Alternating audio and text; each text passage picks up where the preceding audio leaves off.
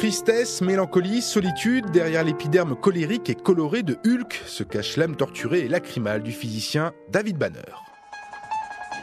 Le docteur David Banner, biophysicien, cherche le moyen de réveiller les forces latentes que chaque homme possède en lui. Mais une surdose accidentelle de radiation gamma bouleverse la composition chimique de son organisme. De ce jour, quand David Banner se met en colère, une étonnante métamorphose se produit. Popularisé en France dans les années 80 avec une série télé où le musculeux Lou Ferrigno se grimait en un monstre verdâtre, Hulk fait appel aux mythes populaires comme Frankenstein, mais pas seulement.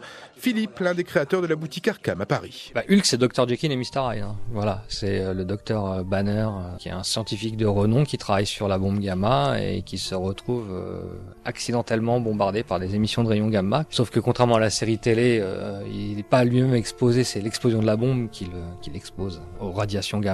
Et il se retrouve sous l'effet du stress, le métabolisme se transforme et il devient l'incroyable Hulk.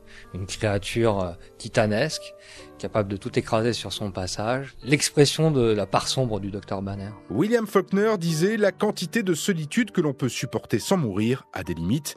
Et pourtant, les pouvoirs de Hulk sont bel et bien terrifiants, tout aussi terrifiants que le spleen de son double, le Dr Banner. Et si le corps de Hulk est pratiquement invulnérable, il n'a pas toujours été vert. Daniel Andreev, journaliste et passionné de pop culture.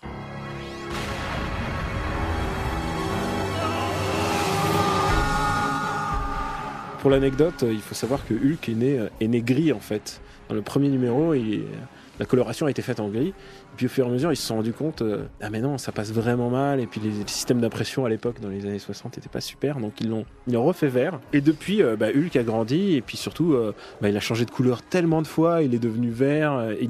Ensuite, il est repassé en gris. Il y a eu une version rouge. Il y a eu sa cousine qui est devenue une Hulk verte. Ensuite, il y a eu une autre personne qui est devenue une She-Hulk Red. Enfin, Red She-Hulk. Enfin, vraiment, il y a toute une espèce de dimension familiale dans Hulk. Il a eu un fils depuis qu'il a eu sur une planète étrangère. Je pense que c'est un personnage assez fascinant. Une fascination toujours vivace pour ce Dr Jekyll et Mr Hyde créé en 1962 par Stan Lee et Jack Kirby.